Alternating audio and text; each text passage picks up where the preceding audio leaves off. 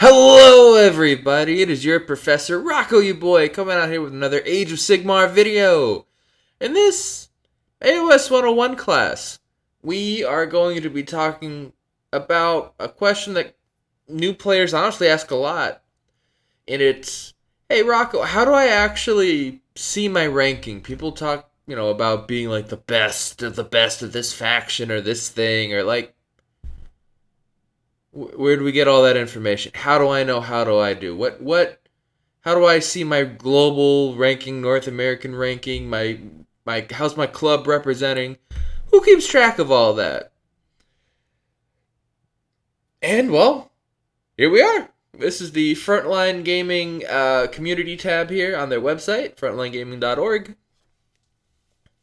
where they have their international tournament circuit. At one point, I'd swear it was called the Independent Tournament Circuit, but that might be like a Mandela effect, or that could be they rebranded. I don't know. And what we have here is their list of rankings for all the different things they cover. They keep a database of previous years. And Frontline Gaming's tournament circuit, the short version is throughout a calendar year. They compile the results of the tournaments that you do in order to qualify to be an ITC recorded tournament. That's on your tournament organizer to fill out. Generally, there's the difference between 1 day and 2 day events, or a rogue trader tournament for a 1 day event that has so many people, and then a 2 day tournament event that has to have so many people. And they do all the work behind the scenes to rank, okay, cool. You got first place out of a 4-person event. Here's 80 points or whatever. You got first place out of a 300-person 2-day event. Here's 300 points. They do all the balancing of all that stuff with an algorithm behind the scenes, so we don't have to. Also, the person who wins the ITC usually gets a bunch of prizes and stuff from the company Frontline Gaming. That also does their own podcasts, mats, paint studio, shops. There's a whole bunch of stuff that they do here. It's a really cool company. They put on and collaborate with different tournaments themselves, like the Las Vegas Open is one of theirs. I believe the Atlantic City Open is the Frontline Gaming tournament as well. And they pair up with Best Coast Pairings, which is a very cool app that is honestly how I find most of the tournaments I would go to and most of the events.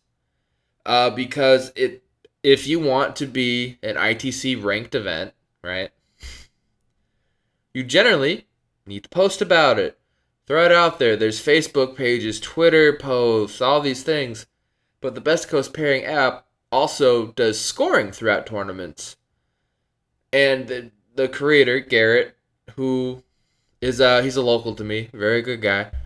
He tries his best with all the different between Apple and Android and all the different things that happen with this app. For all the very few bad things, there's been a bajillion good things to come out of Best Coast Pairings, and I'm very happy with this app. But generally, ITC tournaments are always posted in Best Coast Pairings in North America, to my understanding. Again, if you're a tournament organizer, join their list. Here's their own little description of what it is. They do a whole breakdown on how they also do with best in faction, how they do there's a breakdown for example between Canada and the US, and then North America as a whole. All ITC events must be run at a minimum 1,000 points for 40k in Age of Sigmar. Events under 1,500 can only ever count as a Rogue Trader tournament score. They do this to avoid players farming points from very small events so that it can scale up. And there are leagues. There are a whole breakdown of the scoring system here. How to strictly stay honest when actually reporting your scores. And then ways to join, which is honestly really good. As you can see here in this lovely picture, that is a big giant novelty check. Because what ends up happening is you get trophies and prizes And they sponsor payout for Warhammer 40,000 because it's such a big, illustrious tournament scene, and they're trying to find new ways to make it almost like a bit more equitable for the people actually going to these things. Should have putting in a lot of money, and then there's a nice, kind of like a Hall of Fame here. Kill Team Champion, 40K back then. You just keep going down and down and down and down. Bill Souza being the 2018 AoS champion. And you get the idea here. So, other organizations do this as well, like the Honest Wargamer with their amazing stat center. They're also known for putting on T-Sports, like tabletop sports, as a pun on esports, where they also have an exhaustive thing of their own rankings of doing specifically just 2-day events. And you'll find different organizations find different ways to weigh and measure the different events going on. Also, you'll find different regions of the United States, if you're from here, that they just don't like all this. And so, like the Midwest, they generally don't use the ITC. They have their own opinions and thoughts on that, their own reasons for not liking it, and just go about for more like the rule of cool of throwing tournaments and just having more fun, because eventually with all this, people sometimes get a little too competitive. I agree with that statement, but like when I said like years ago I was like top 5 for Cities of Sigmar, and like the first year the book was around, this is how I was able to track that. That was a legitimate statement back in the day. Like last year I was 3rd place for a while, but the thing that ends up happening with these events, and we'll look at the rankings and everything, and because here's the page for Age of Sigmar 2022, you get to see an actual list of the top 10. You can click on this for it to pop out the full listing with all the regions. I know a bunch of these people, honestly. Love Matt Beasley out in the Pacific Northwest. Gavin's from Texas. Trent Nelly is Tough Crowd. Another Pacific Northwest there in Jeremy. He's Captain America for one of the teams. Emma. Again, it's a strong showing of people. And the reason that their scores are like so huge, and it says events 5 out of 5, is because if you want to take this seriously, you would need to go to a bunch of these grand tournaments, 2-day events, and travel around the country doing them. And for some people, that is literally part of their hobby. And, more power to them. I'm happy that they're able to do that financially. And they have a fun time doing it. And they've become personalities doing that. And they've got YouTube channels and blogs and all kinds of things dedicated to this chase. I am not one of those people. Unfortunately, I'm busy doing other things. And also, another thing here too is because the larger the tournament, the more points each individual placing costs. Like, gosh, when I went to that small RTT 1-day tournament, right, that I won, I think I got 140 something points for winning it. And, here, like, let's look at, let's say Matt Beasley. We'll go to his overview. These are his placings out of how many points he got. So here, at the U.S. Open Seattle Age of Sigmar Grand Tournament, he got first place for 215 points. And again, these go for your best overall scores. We look at some of these RTTs, the 1-day tournaments here, where, again, he got 3rd place, but there's no way that's close to 215 points. 3rd place netted him 108. So what this will do is it will take the top events that you score and put them out in a pretty easy to read, pretty cool output. So you can track them and see how they do. Let's see. Again, lots of tournaments. And not every tournament you go to is going to be on ITC. And I've done 2 this year, including my lovely little second place trophy that I have to have purple on or else it'll screw with the green screen, as you could see. That didn't count for ITC points. And that's totally understandable and respectable. I didn't think the other one was going to count either. But this does mean that your boy, with his 1 tournament result, is actually on here. So let me go and embarrass myself a little bit. Let's go to USA, don't need global. But you can see the breakdown. They've got Europe, Scandinavia, South Pacific, Canada, US, the UK. And Texas is looking good. And we just need to... let's do all. Let's just crash this website here. Ooh, we start at the bottom. And as you can see... again, you play slow, some things happen. 1 out of 5. Some people just go to 1 event a year on this, and that's okay. But it's just a cool system. And once you start taking this too seriously, it eats you a little bit. But if you take this seriously, you'll get great results. And it's a very nice, measurable way of saying, hey, did I improve as a player? I went to these 3 or 4 events last year. How did I do last year compared to now? What's my score? What's the difference? Which I like with competitive play. Alright, where am I? Just a bunch of people's names. Gosh. John Hawkins. Nope. There's a search function, but this is just more fun to me. Because then we got people that are... now you're starting to see a little bit of separation here. Because some people just went to 2 events and got to this score. Being kind of middle of the pack on actual scoring, which isn't that high. Then you see some people who did really good at just 1 event. And you're like, okay. Maybe if they got to a couple more, they can get a little bit higher up. D. Morley, I'm friends with him. Friends with a few people around here. These are my people. They're down in the bottom of the bucket here. And you're starting to see maybe some people got higher scores, maybe some people didn't. Gaming.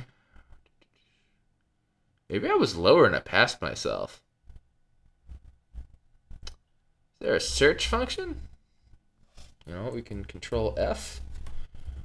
Rocco. John Rocco. Hey, look at me. Look at me go. My first place thing, I was right with my memory. Where I got, for my first place, 148 points.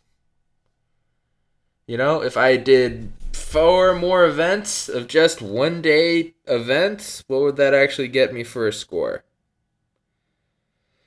Now, let's round up to 150 because it makes the math a little easier. Times 5 equals 750 points. I would not even be close to cracking the top 10 just by trying to do these 1-day events, which is why they say in the rules, don't farm small events. If you want to go and be king of the hill, you got to actually go out to some bigger things.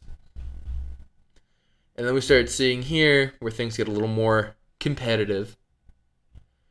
Where we get people with 3 or 4 events being this low of a score. That's kind of rough.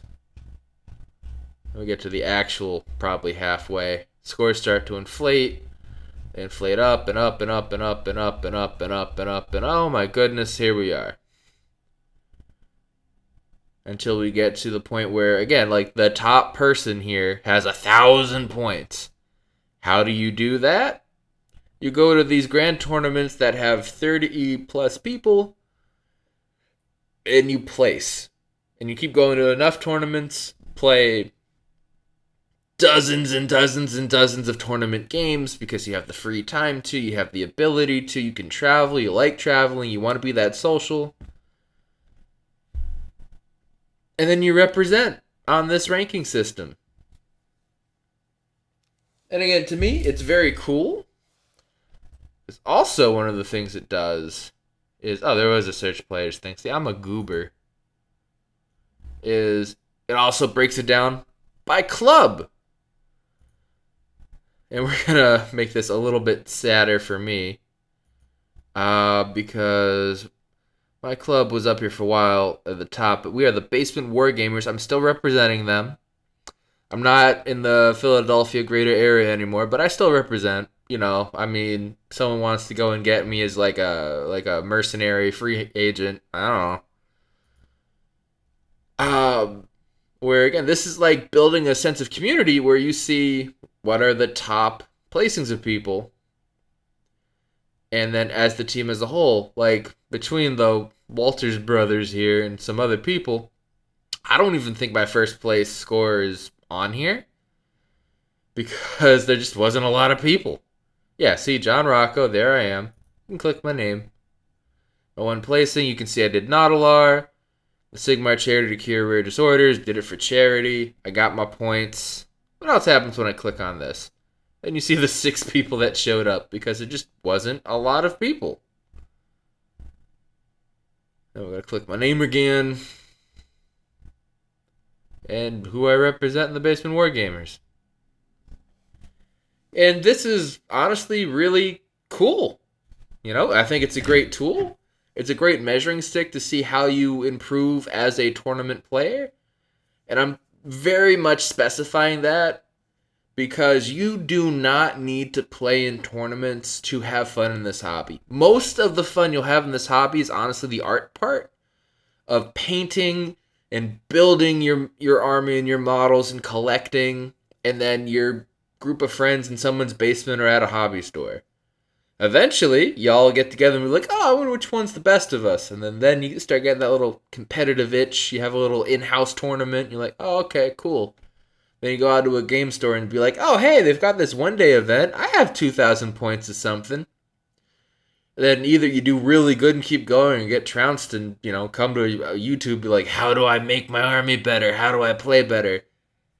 And this is part of the process. You find a channel like mine that goes over Warhammer tactics and answers all your questions. And you improve through practice, hard work, and studying.